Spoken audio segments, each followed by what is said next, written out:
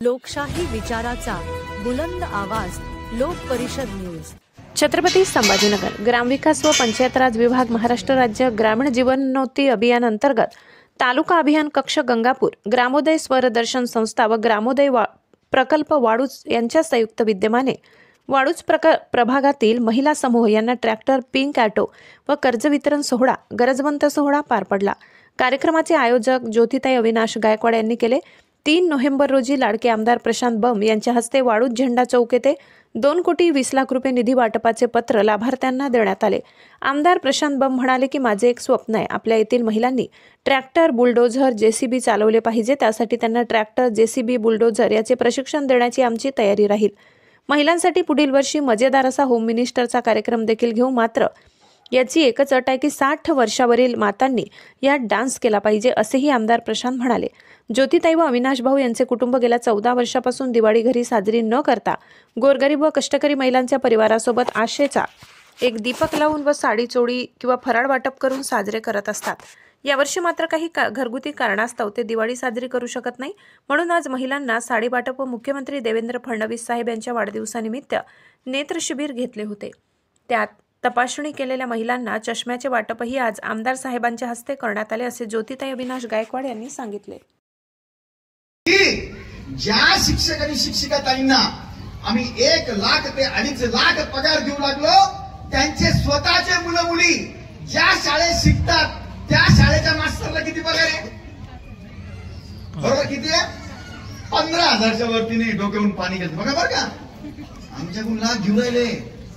आणि ट्रॅक्टर्स आणि pink auto रिक्षाचं या ठिकाणी वितरण करण्यात येत आहे आणि त्या उद्घाटन प्रसंगी आता ते जास्त उद्घाटन झालंय। 15 वर्षापासून करतो आहोत आणि याही वर्षी करायचा होता, परंतु दुःखद घटना आमच्या सोबत घडल्यामुळे आम्हाला दिवाळी साजरी करता नाही। आज मिनी ट्रॅक्टर वाटप करण्यात आले, पिंक रिक्षा वाटप करण्यात आले आणि तसेच लखपती दीदीला भी कर्ज वाटप करण्यात आले। काय सांगाल सर?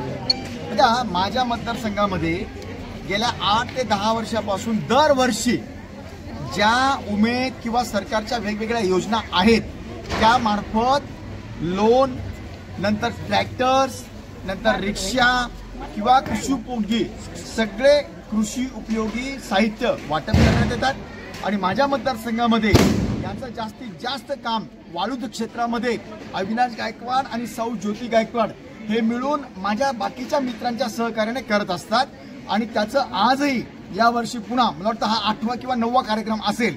या पद्धतीनं सगळी वाटप आज झालेली आहे।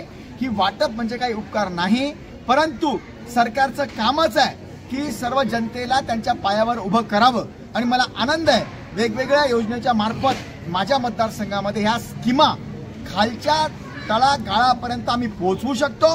तुम्ही बघितलं असेल राज्यात सगळ्यात योजना जास्त राबवणारा मतदारसंघ माझा आलेला आहे आणि सगळ्यात जास्त निधी मिळवणारा माझा मतदारसंघ आहे। जिल्हा परिषद शाळेच्या संदर्भात तुम्ही बोलले की शिक्षकांनी स्थानिक ठिकाणी राहिलं पाहिजे आणि तसं व्यसनमुक्ती संदर्भात पण तुम्ही इथं केलं की दारूच्या दुकानं खूप झाल्या, त्याच्यावर बी पायबंद आले पाहिजे, याकडे कसं बघतात? होय, शाळेतल्या शिक्षक आणि शिक्षिकांनी कायद्याप्रमाणे आपापल्या गावातच मुक्कामी राहिलं पाहिजे।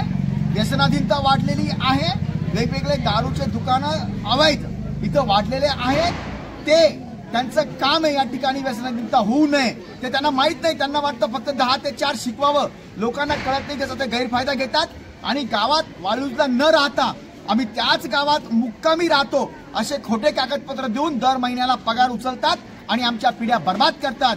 म्हणून माझं त्यांना कळकळीचं आव्हान आणि विनंती आहे शेवटची, मी कायदेशीर आता टर्मिनेशन पर्यंत जाणार आहे, सस्पेन्शन, शोकाज आणि टर्मिनेशन, आणि म्हणून त्यांनी गावात राहून दर्जेदार जिल्हा परिषदचं शिक्षण द्यावं।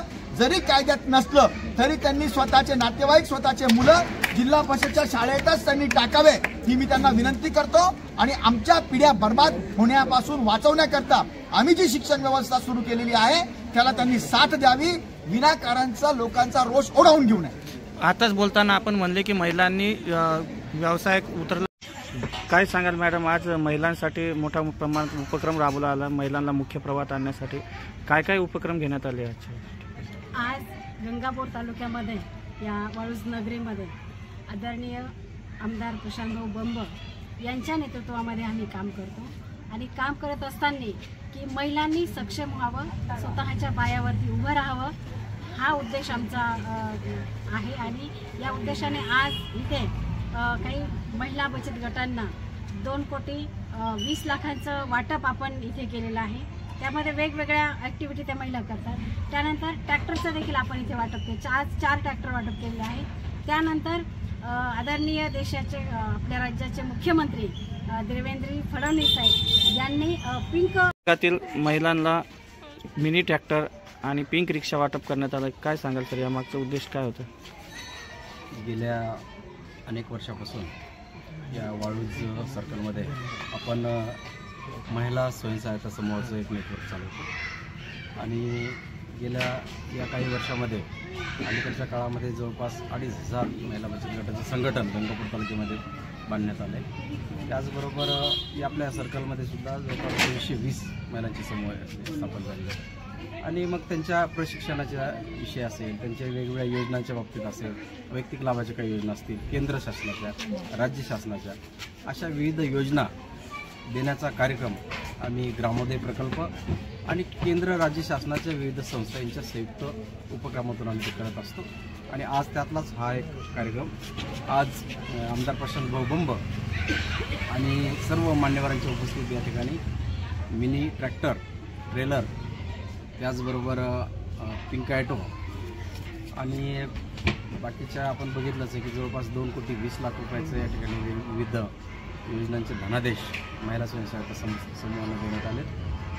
आणि बाकीच्या ज्या SCC ज्या आहेत आणि ज्या सेवा संस्था आहेत त्या सेवा संस्थासुद्धा आपल्या या परिसरामध्ये 21 सेवा संस्था आपण करण्यात आल्या आणि जवळपास 250 महिला या सेवा संस्थांमध्ये कार्यरत आहेत. विविध केंद्र राज्य शासनाचे टेंडर आहेत, टेंडरसुद्धा या सेवा संस्थेच्या माध्यमातून देण्यात येतात. केवळ त्यांना सुप्त कलागुणांना वाव मिळावा, त्याचबरोबर त्यांना